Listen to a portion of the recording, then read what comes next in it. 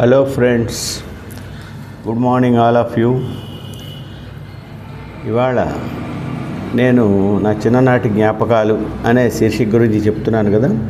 అందులో 7వ భాగంగా నేను 7 ఏళ్ల టైంలో ఉండగా ఫస్ట్ టైం 1963లో మేము హైదరాబాద్ ప్రయాణం చేయడం జరిగింది. దాని గురించి చెప్తాను. అప్పుడున్న జ్ఞాపకాలు అవన్నీ మనం చెప్పుకుందాం. మా నాన్నగారు నన్ను, మా అమ్మగారిని, మా చెల్లెలు, మా పిన్ని గారు, వాళ్ళ అమ్మాయి, వాళ్ళ అబ్బాయి వీళ్ళందరినీ తీసుకుని పూరి టు హైదరాబాద్ అని ఫాస్ట్ ప్యాసింజర్ ఉండేది. ఏలూరులో సాయంత్రం 5-5:30కి ఎక్కితే మర్నాడు పొద్దున్న 7-7:30కి హైదరాబాద్ నాంపల్లి స్టేషన్కి వెళ్ళేది. మేము ఎక్కిన తర్వాత ట్రైను అది విజయవాడ దాకా వెళ్ళాక మా నాన్నగారు చెప్పారు, ఇక్కడి నుంచి రైలు వెనక్కి వెళ్తుందిరా. ఇక్కడి నుంచి ఇదేంటి వెనక్కి వెళ్ళటం ఏంటంటే, ఇక్కడ ఇంజిన్ మారుతుంది, ఇంజిన్ మార్చుకుని అది హైదరాబాద్ ఇంకో లైన్ వైపు వెళుతుందని. సరే అలాగే వెళ్తుంటే ఇంకా చీకటి పడిపోయింది బాగా. ఇంత చీకట్లో ఇంత పెద్ద రైలు అసలు ఎలా వెళ్తూ ఉంటుంది, ఎలాగ ఈ రైలు పట్టాల మీద ఎవరు వీళ్ళకి గైడ్ చేస్తారన్నట్టుగా నాకు అనుమానం వచ్చింది. కిటికీలోంచి తలకాయ బయట పెట్టి బాగా చూశాను. దూరంగా పెద్ద రైల్వే ట్రాక్, ఆ లైట్ వెలుతురులో అలాగా చీకట్లో వెళ్ళిపోతారు. ఈలోపుగా రాక్షస బొగ్గు వచ్చి కట్లో పడి దాంతో నోరు మూసుకొని ఇంకా పడుకోమన్నారు. పొద్దున్నే 7-7:30 అయి ఉంటుంది. వెళ్ళేటప్పటికి మా తాతగారు నాంపల్లి స్టేషన్కి వచ్చారు మా అందరిని రిసీవ్ చేసుకోవడానికి. ఆయన కారు వేసుకుని వచ్చారు. ఆ కారులో అందరం వెళ్ళాం వాళ్ళ ఇంటికి. వెళుతుంటే దారిలో చూపించారు, ఇదే లెఫ్ట్ సైడు పబ్లిక్ గార్డెన్స్, ఈ రైట్ సైడ్ ఏమో ఆల్ ఇండియా రేడియో ఉంటుంది అని, ఇంకొంచెం ముందరకు వెళ్ళాక ట్యాంక్ బండ్ ఉంటుంది, ఇక్కడ పెద్ద చెరువు అని అక్కడి నుంచి ఇంటికి తీసుకెళ్ళిపోయారు. అలాగా వచ్చేసిన క్రమంలో అక్కడికి ఇక్కడికి తీసుకెళ్తూ ఉండేవారు.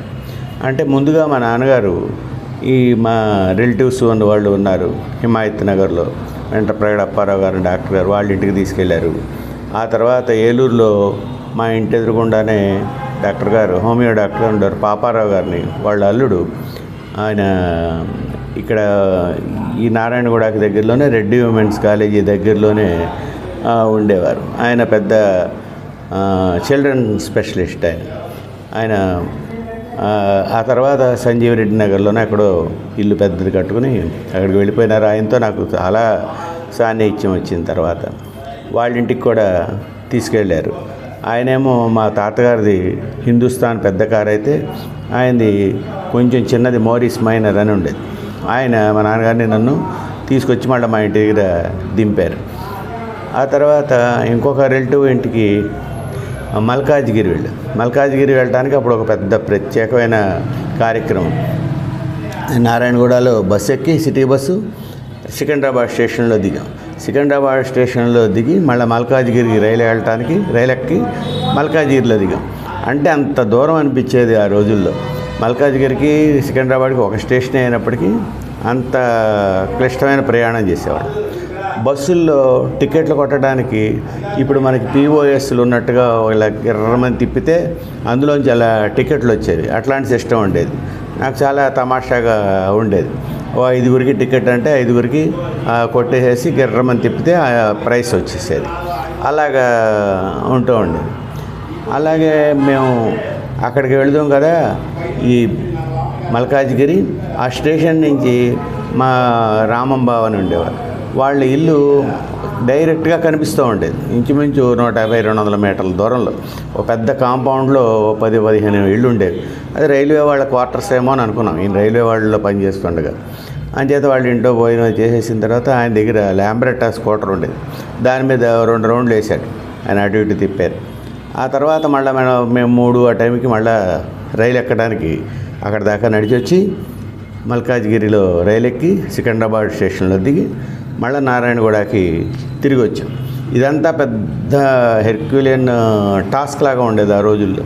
ఇవాళ రోజున ఎంతసేపు మల్కాజ్గిరి వెళ్ళాలంటే ఒక అరగంటలో టక్మని వెళ్ళిపోతున్నారు. అలాగే ఓ రోజు మేము మా తాతగారి కారులో వస్తుంటే ట్యాంక్ బండ్ దగ్గర కారు పోలీసు వాడు ఆపేశాడు.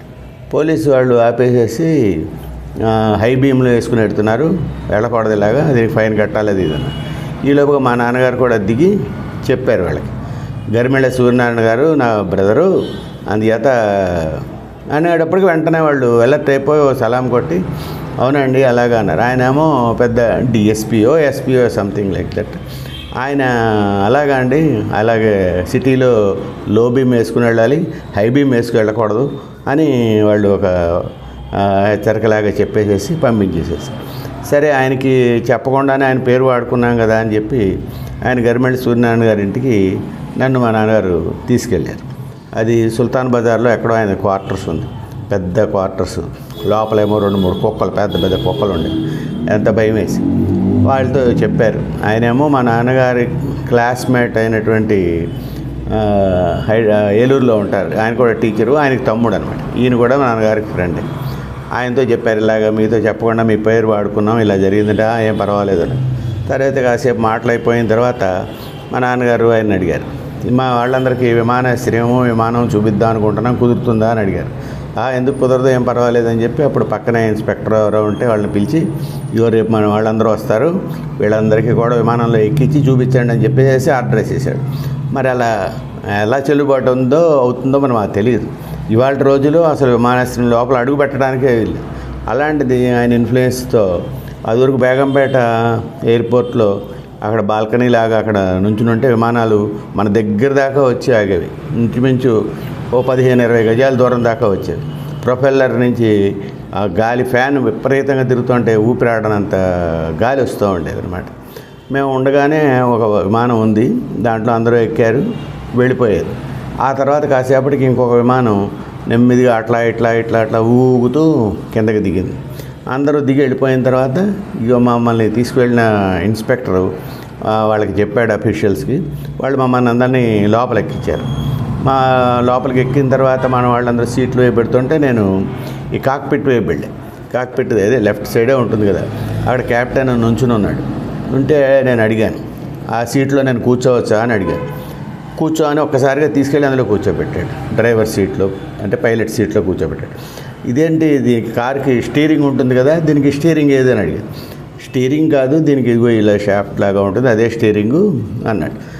పైకి ఎగరాలంటే మరి ఎలా ఎగురుతుంది అన్న, ఇదేమో ముందుకు లాగితే ఎగురుతుంది, ముందుకు తోస్తే దిగుతుంది, వెనక్కి లాగితే ఎగురుతుంది అన్నాడు. మరి దీనికి కారు లాగానే గేర్లు అవి ఉంటాయా అని అడిగాను. ఉంటాయి, దీనికి 10 గేర్లు ఉంటాయి, ఇంకా చాలే టైం అయిపోతుందని చెప్పి యువతలకు దింపేసేసాడు. ఆ తర్వాత సీట్లు అవి చూస్తే అటు 2 సీట్లు ఇటు 2 సీట్లు ఉన్నాయి. సీట్లకి బెల్ట్లు అవి కూడా ఉన్నాయి, అవి పెట్టి చూపించారు కూడా. మళ్ళీ అలాగే వాళ్ళని అందులో అఫీషియల్స్ని అడిగాను, ఇందులో మరి 1-2 వస్తే ఎలాగా విమానం పైకి ఎగిరిపోతుంది కదా అంటే, ఇగో దానికి ఏర్పాట్లు ఉన్నాయి ఇక్కడ అన్నారు. ఇంకా చాలే అయిపోయింది, టైం అయిపోయింది, 5 నిమిషాలు అని చెప్పి మమ్మల్ని అందరినీ దించేసేసారు. మళ్ళీ విమానం వెళ్ళేంత మటుకు మేము అక్కడే నుంచుని ఆ ప్రొపెల్లర్స్ తిరుగుతుంటే ఊపిరాడినంత గాలి అలా భరించలేకుండా, ఆ తర్వాత అది రన్వే మీదకి వెళ్ళి అలా ఎగిరిపోయింది.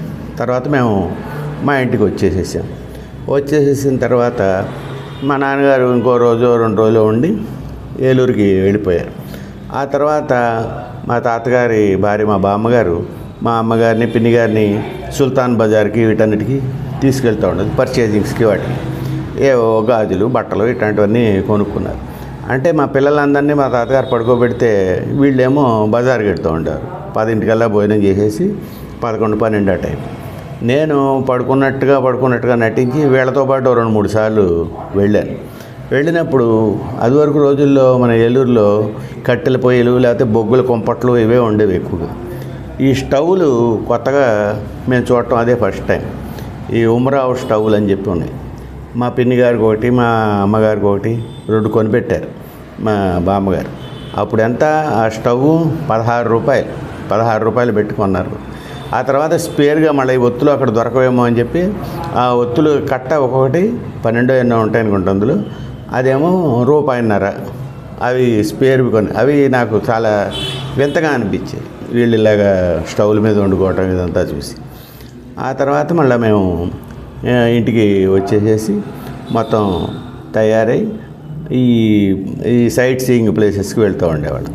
మా తాతగారు ఈ చార్మినార్ దగ్గర తీసుకెళ్ళారు. ఫస్ట్ చార్మినార్స్ పై అంతస్తు దాకా కూడా ఎక్కేసేస్తే చుట్టూరా సిటీ అంతా కూడా అంచు దాకా కూడా కనిపిస్తూ ఉండేది. ఇవాళ రోజున ఆ పై దాకా ఎక్కే అవకాశం లేదు. అలాగే తర్వాత సాలార్జంగ్ మ్యూజియం చూపించారు. అది చాలా పెద్ద మ్యూజియం, 80 గదులతో ఉండేది అప్పుడు ఆ రోజుల్లో. అందులో ప్రత్యేకమైనది ఒక మడోనా విగ్రహం ఏదో అని చెప్పారు. ముందు వైపు నుంచి చూస్తే మగవాడిలాగా, వెనక వైపు నుంచి చూస్తే ఆడదిలాగా ఉంటుంది.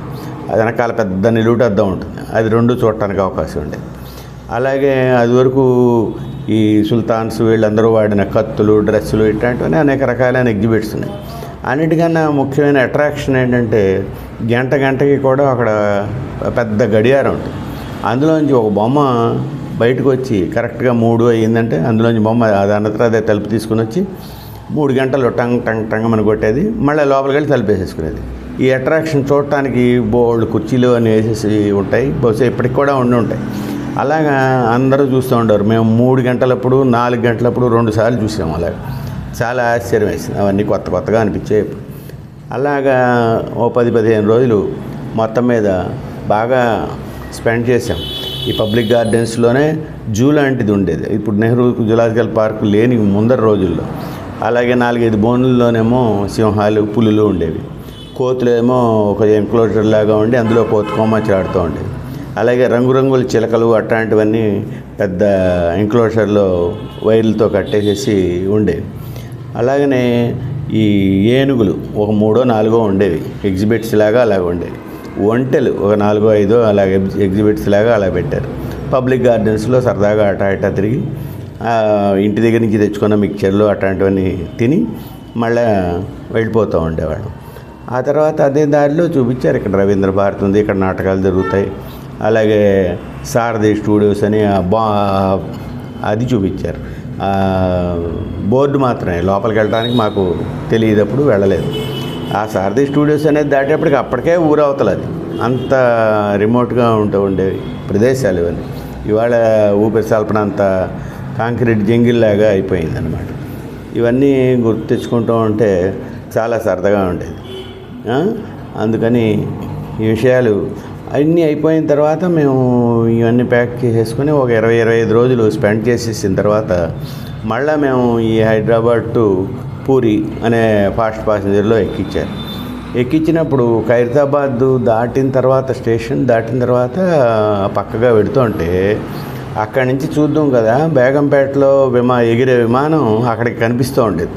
అంటే అంత ఇళ్ళన్నీ అంత దట్టంగా ఉండేవి కాదు, పల్చగా ఉండేవి అనమాట. ఇక్కడి నుంచి అక్కడ దాకా కూడా కనిపించేంత అవకాశం ఉండేది. ఇవాళ రోజున అసలు ఖాళీ లేనంత ట్రాఫిక్, ఖాళీ లేనంత ఇళ్ళు అన్నీ విపరీతం అయిపోయినాయి. ఆ రోజు రాత్రి వచ్చేసేస్తుంటే మా అమ్మమ్మ గారు పూరీల్లోకి ఒక కూర కలిపి ఇచ్చారు. నాకు చాలా ఆశ్చర్యం. అటువంటి టేస్ట్ ఉన్నది నేను మళ్ళీ ఇంత మటుకు కూడా పలచగా అయినా కానీ గట్టిగా అయినా పూరీ కూర అట్లాంటి తినాలి. నోట్లో ఆ టేస్ట్ అలాగే ఉండిపోయి ఉందన్నమాట. ఆ తర్వాత తెలిసింది హైదరాబాద్లోనే అట్టా ఎక్కువగా చేసుకుంటూ ఉంటారు. ఇలాగ బంగాళదుంపలతో కాకుండా ఆనపకాయ ఉల్లిపాయలతో చేసింది కూరది అని తెలిసింది. చాలా సంతోషం వేసింది, చాలా బాగుంది. అలాగ మా మొట్టమొదటిసారి హైదరాబాద్ ప్రయాణం 1963లో సమ్మర్లో జరిగింది. ఆ రోజు రాత్రి మళ్ళీ హైదరాబాద్ టు పూరి ఎక్స్ప్రెస్ ఎక్కి ఫాస్ట్ ప్యాసింజర్ మర్నాడు ఉదయం ఏలూరులో పవర్పేట స్టేషన్లో పొద్దున్న 7:30 ఆ టైంకి మేము దిగాం. అలాగా మొట్టమొదటిసారి హైదరాబాద్ వెళ్ళిన ప్రయాణం చాలా థ్రిల్లింగ్గా ఉంది. అంచేత ఈ విషయాలు మీతో పంచుకుందాం అనుకున్నాను. అంచేత మీకు కూడా ఎట్లాంటి ఎక్స్పీరియన్సెస్ ఏమైనా ఉంటే మన కామెంట్స్ రూపంలో రాయండి, చాలా సంతోషిస్తాను. Thank you very much.